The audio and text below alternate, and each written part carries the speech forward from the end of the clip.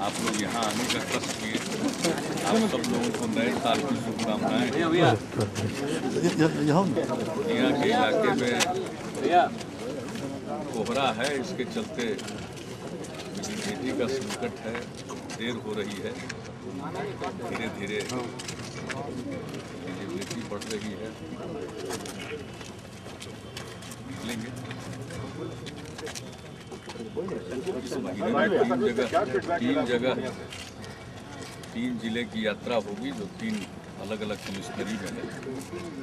आज तो पूर्णिया कमिश्नरी में, पूर्णिया जिले में 3 दिन, इसके बाद सारण कमिश्नरी में, सिवान जिले में 3 दिन, उसके बाद दरभंगा कमिश्नरी में, मधुबनी में 4 दिन।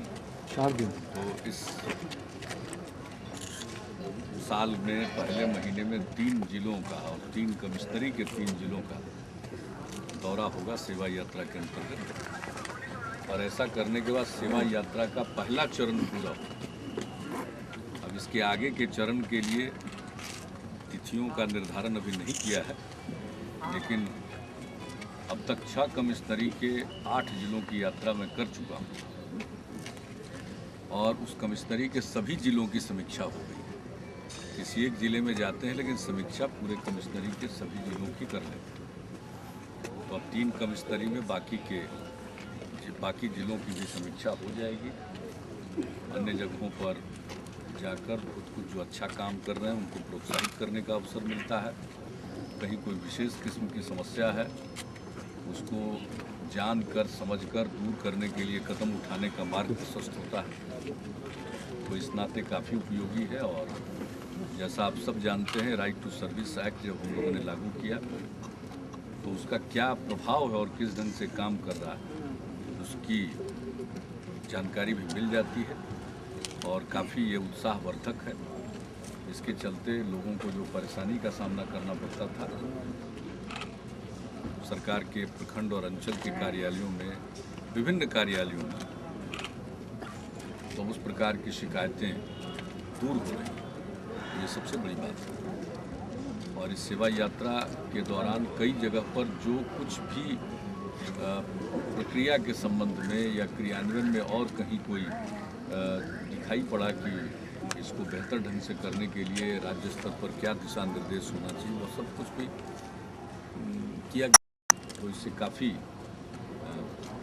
बेहतरी आई और इस नाते तो पूरा उपयोगी। और फिर हम बड़े प्रोजेक्ट्स को भी देखते हैं, जो इंफ्रास्ट्रक्चर के प्रोजेक्ट हैं, जो निर्माणाधीन हैं, तो समय पर काम हो। कई जगहों पर तो हमने पुलों के उद्घाटन की तारीख तय कर दी। तो एक समय सीमा के अंदर बड़े प्रोजेक्ट का क्रियान्वयन भी हो रहा है। तो हर दृष्टिकोण से कृषि के क्षेत्र में जो चारों तरफ अच्छा काम हो रहा है, उसको देखने का और उसको उभारने का।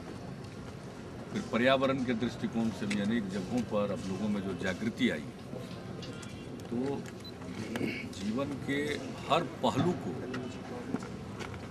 समेटते हुए सेवा यात्रा के कार्यक्रम।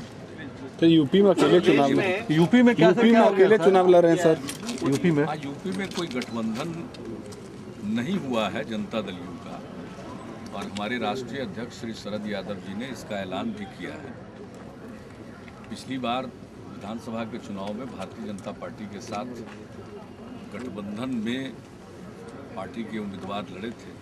इस बार गठबंधन नहीं है, तो कोई जरूरी थोड़ी है कि हर जगह और हर बार गठबंधन हो ही जाए। ऐसे भी सब जगह नहीं है गठबंधन, जैसे कई राज्यों में नहीं है।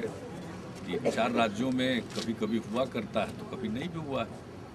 तो जब पार्टी के राज्य इकाई का मत है और पार्टी के राष्ट्रीय अध्यक्ष ने ये तय किया है कि अलग से चुनाव लड़ेंगे, तो चुनाव लड़ेंगे। ठीक है, बिहार के लोग पूरा सहयोग करेंगे और बिहार पार्टी के जो भी कार्यकर्ता हैं, खास करके अगल बगल के इलाकों में हमारे पार्टी के सभी लोग उत्तर प्रदेश के चुनाव में पार्टी के उम्मीदवारों का प्रचार करने के लिए जाएंगे।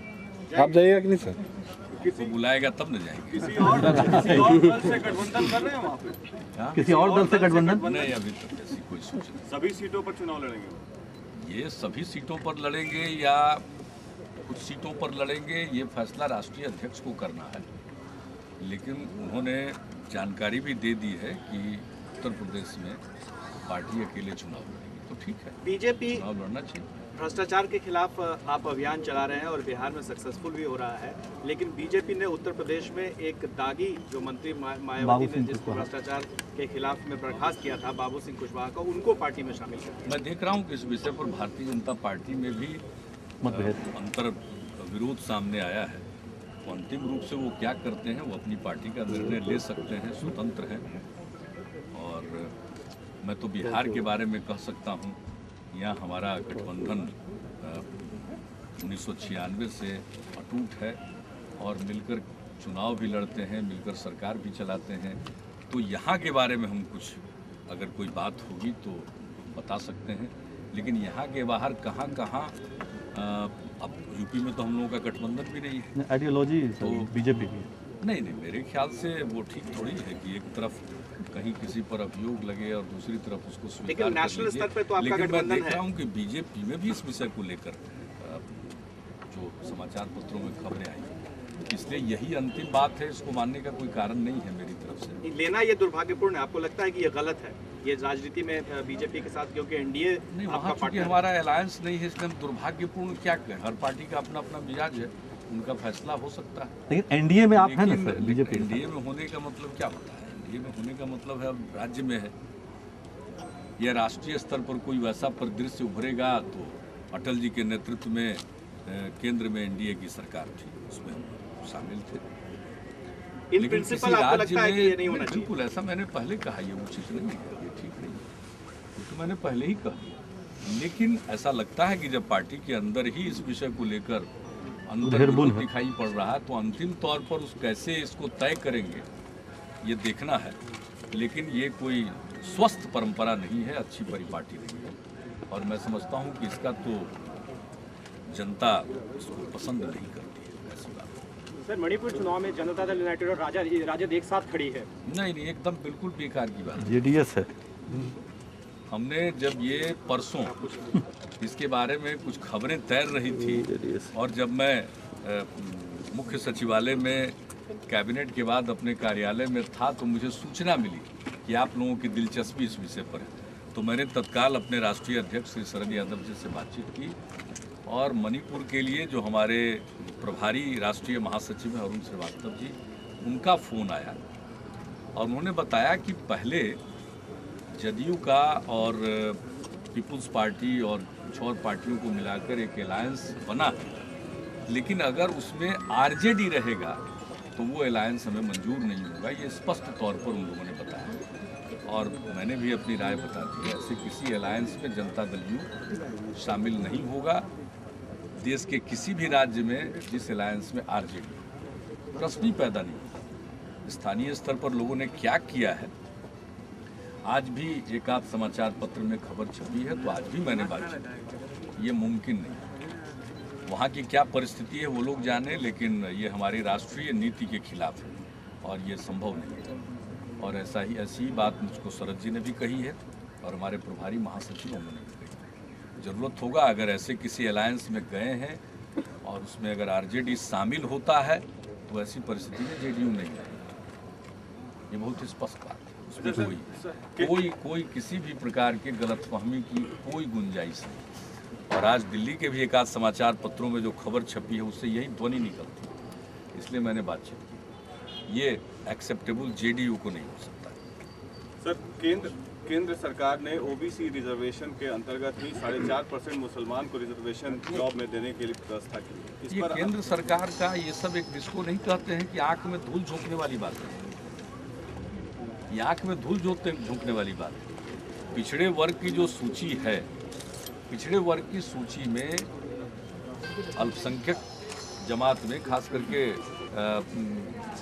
इस्लाम धर्मावलंबी जो हैं उनके बीच की भी कई जातियां उसमें शामिल हैं और वो उनको पहले से मिल रहा है।